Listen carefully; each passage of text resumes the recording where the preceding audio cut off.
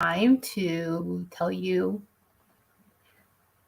hello, everyone. This is Shana Dow. I am thrilled that Katherine has allowed me to take a little bit of time to show you my books and read my books to you. And I appreciate it, Katherine. Thank you so much. And we appreciate all that you do for the indie community. And you are a blessing to all of us. So thank you very much. But yes, I am a young adult author. My first series has been completed. And I am going to just read an excerpt from the first book called The Keeper. I'll just show it to y'all. It's the book. I don't know if it's going to be backwards or not, but this is The Keeper. It came out in 2019. I think that's right. And as industry standards change, I did just have all of the book covers redone, and you can see them behind me too. But they did a great job, and I love it.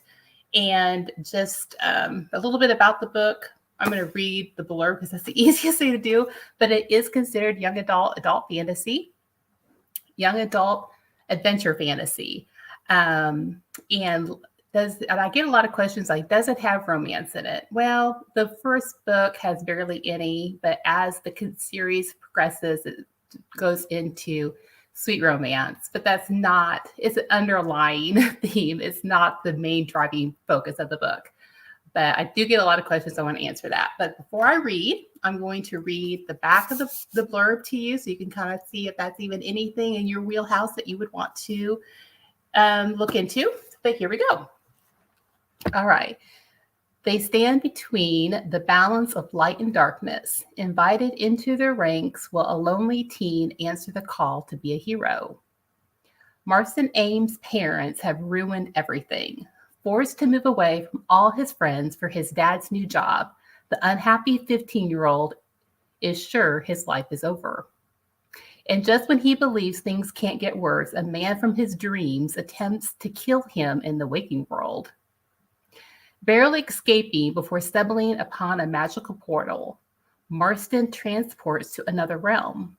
There, an invitation to join an ancient order standing against evil seems like the solution to his isolation, until he discovers a terrifying connection to his nightmares. Can Marston embrace a fate beyond his wildest imagination without summoning his doom? The Keeper is the action-packed first book in the Keepers of the Balance YA fantasy series. If you like relatable characters, adventures full of surprises, and coming-of-age tales, then you'll love Shana Dow's captivating page-turner. So that gives you a little flavor of the book. But yes, it is, the protagonist is Marston. He's 15 years old when the story starts. I would say that this book, I rate it probably 11 years old and up. I have people from all ages, all walks of life read this book, and they enjoy it no matter if they're male, female, no matter what they are, and if they're young or older. I mean, full disclosure, my dad read my book and he liked it. So there you go. But here we go. Chapter 1. Actually, you know what I'm going to do so that I can actually be in the screen? I'm going to read it off of my computer, and I hope that that's okay. All right, here we go. I'm going to minimize this so that I can see Katherine. Let's see. Okay, here we go. Chapter 1. His foot missed the next stone, and it plunged into the icy water. The boy grimaced as the water soaked his left foot, and he raised it up, giving a good shake. He picked his way across the fast-moving river and took special care as he maneuvered the slippery rocks. For a moment, he stopped, glancing up at the sky. The light from the moon was no help tonight. He could barely see across the river and gave a silent shudder as the coldness from his wet foot crept up his leg. For a moment, he thought he glimpsed the dim figure he had been following. He'd stood stock still in the middle of the river, hoping that the moonless night would be to his benefit, and he would not be spotted. The figure ducked into the thick trees. He picked up his pursuit, crossing the water until he reached the other side. Once his feet were back on dry ground, he removed his wet shoe and sock. Wringing out the water, he cringed as he pulled the sock back on, followed by his soggy shoe. Shouldering his backpack, he stepped into the forest, softening his footfalls as he scanned the path before him for any sign of the shadowy figure. The forest became full of sounds as crickets called to each other. The hoot of an owl startled him with its closeness. As he turned the corner, a huge figure lunged for him, and he stumbled back, trying not to fall. "Why are you following me?" the dark figure hissed. Without warning, the man's hand shot out, strong fingers curling around the boy's throat. The boy tried to respond, clawing at the man's fingers, the air slowly leaving his lungs. He winced in pain as the thick bark of a tree bit into his back, the man pinning him against the trunk. This wasn't the way this was supposed to happen, thought the boy, as his vision tunneled. The icy fingers of fear tingled down his spine, and he knew he was about to die. Regret and loneliness filled his mind. Marston awoke with a startled yelp. He caught his dad's eyes in the rearview mirror, studying him with one raised eyebrow. "You okay back there?" his dad asked. Marston sat up, his neck cramped from leaning up against the car door. He gave a short nod, pulling his hoodie up over his head. He glanced out the window, going over the dream in his head. The dreams were getting worse. Whoops, hold on.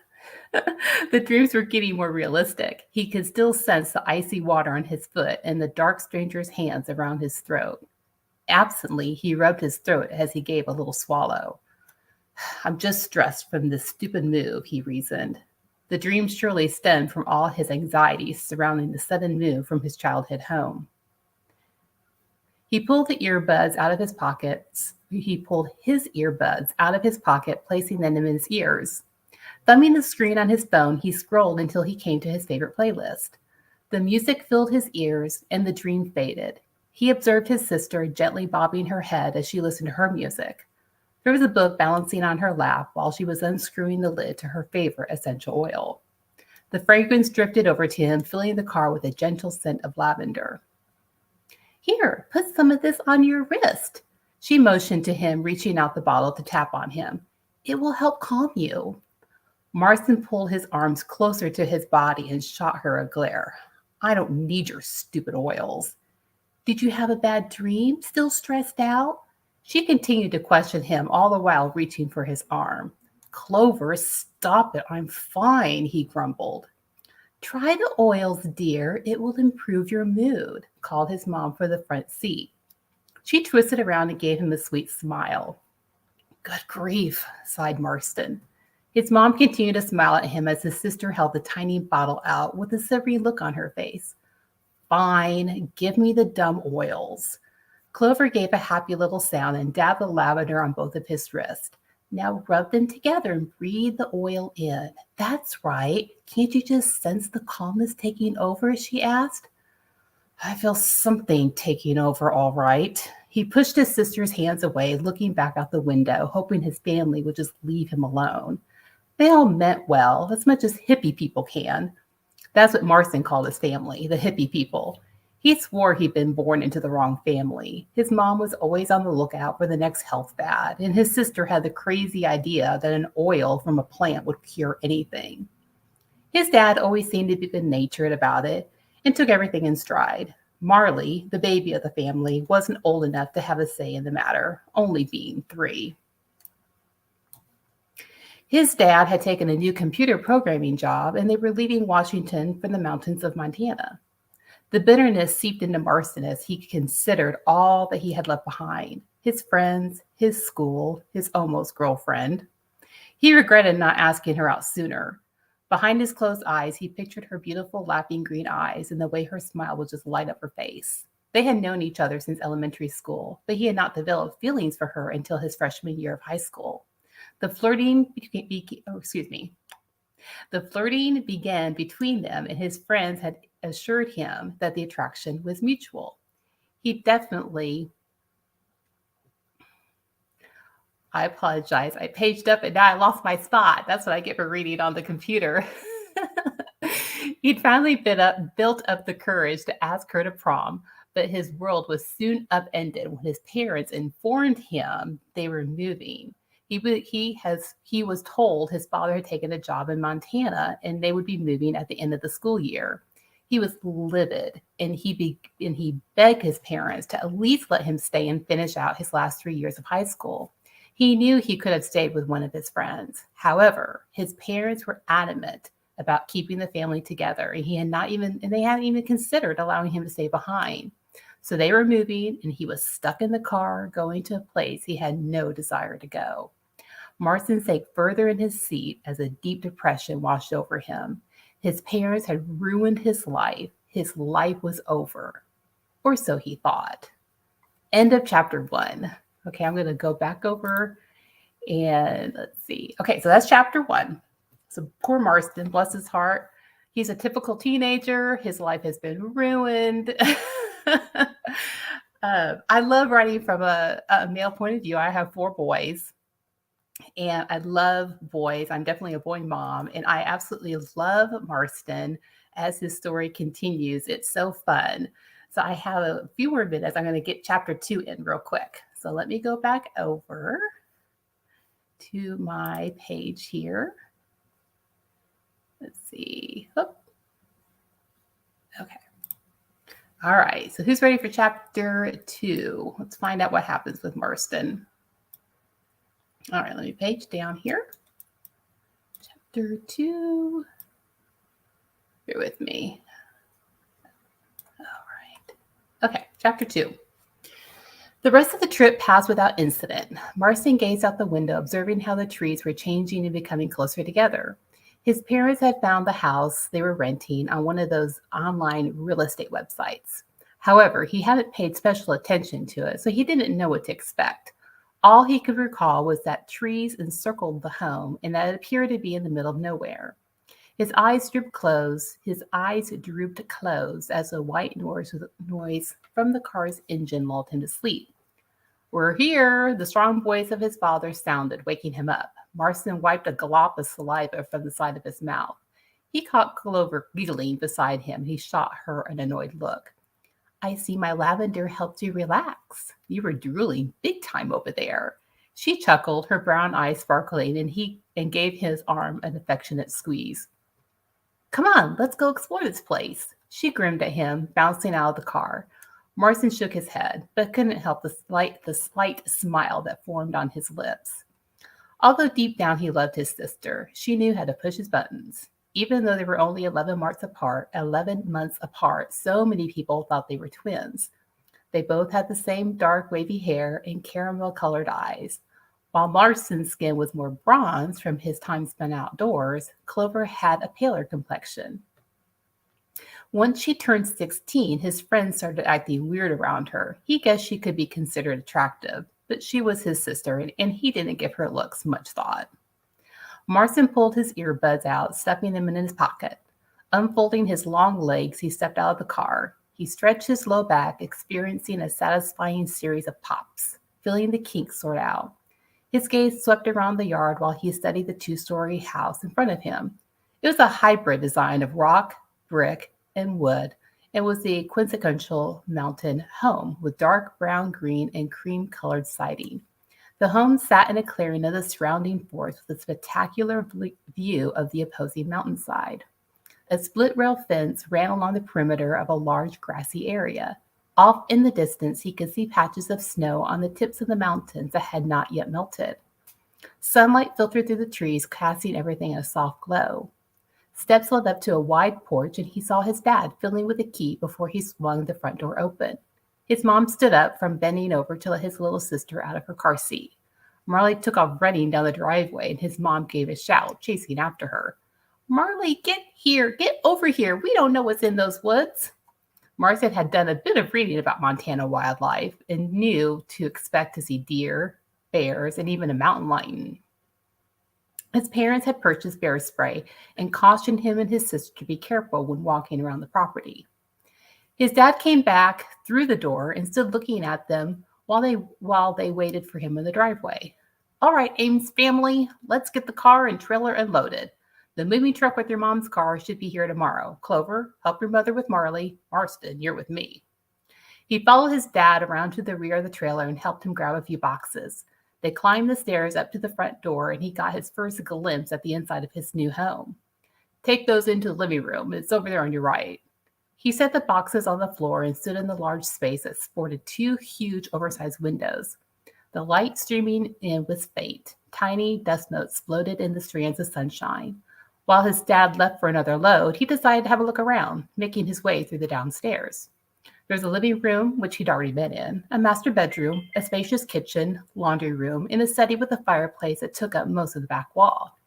He could hear his mom talking to Marley as she went through the home, opening windows. The house was musty from being empty. If he was doomed to live in the mountains away from his friends, at least it was a decent place with pleasant views. He left the downstairs and climbed the wooden steps to a long hallway. On each side were two doors with inset shelving between the rooms.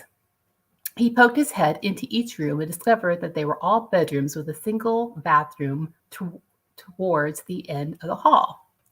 Great. Clover took forever in the bathroom. At his old house, he had his own bathroom. Well, so much for a decent house. He chose what he figured would be the best room. Wide windows overlooked the woods at the back of the house, and as he pushed one of them open, the sounds of nature filled the room. Satisfied with his choice, he closed the door as he exited the bedroom, effectively staking his claim. I got my room picked out, he called out as he made his way downstairs.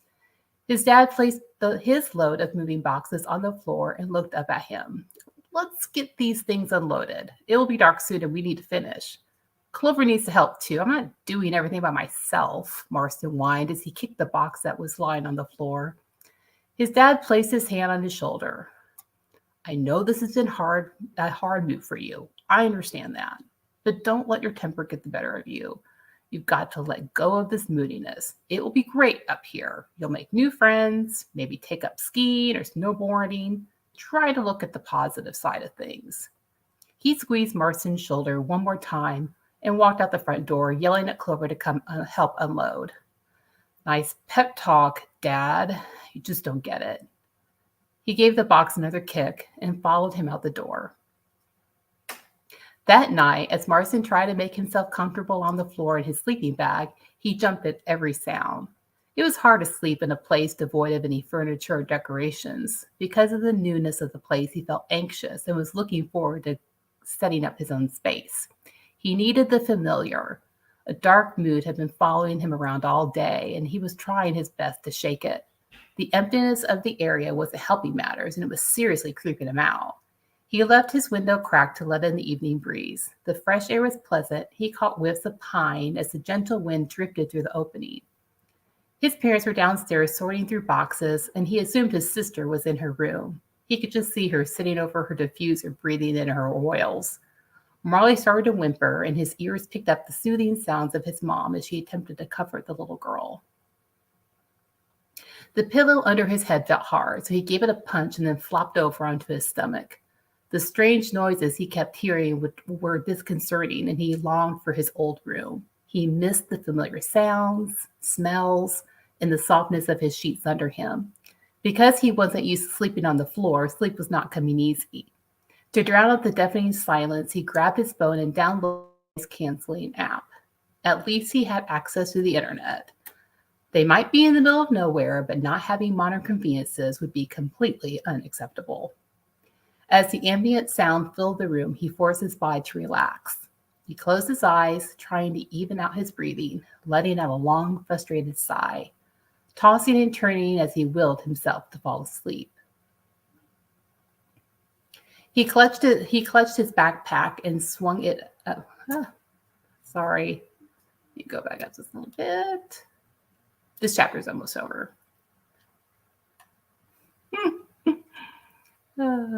Okay. Almost done. He clutched his backpack and swung it up around his shoulder. Making sure everything was secure, he took one last glance behind him and kept to the trail that led out of the meadow and into the woods. The boy glanced to his left and right, his senses becoming hyper aware of his surroundings. The sweet scent of pine trees filled the air, their top branches swaying in the breeze. Leaves rustled as tiny squirrels sped past him, climbing with safety in the nearby trees. The path was spongy and littered with fir needles. It reminded him of the floor of those indoor trampoline parks he loved to go to where he used to live. He hopped up and down and smiled at himself. The dirt path wound past a huge boulder and stopped at a tiny creek before it continued on the other side. After easily stepping over the water, the sense of being watched caused the hairs on the nape of his neck to stand up on end. He glanced around but saw nothing unusual. An uneasy feeling washed over him and he picked up his pace. He needed to reach the cabin soon. Once he did, he would be safe. A rustling sound in the bushes to his right startled him. An odd shape darted out in front of him. He gave a yell, his hands coming up in defense. Brown eyes studied him. He dropped his hands and let out a sharp laugh. I don't think Bambi will hurt me, he thought. The young doe turned and dashed into the underbrush. The cabin should be up ahead, he encouraged himself as he continued to follow the path. Finally reaching the small cottage, he breathed a sigh of relief. He walked up to the door, swung it open, and stepped inside the room.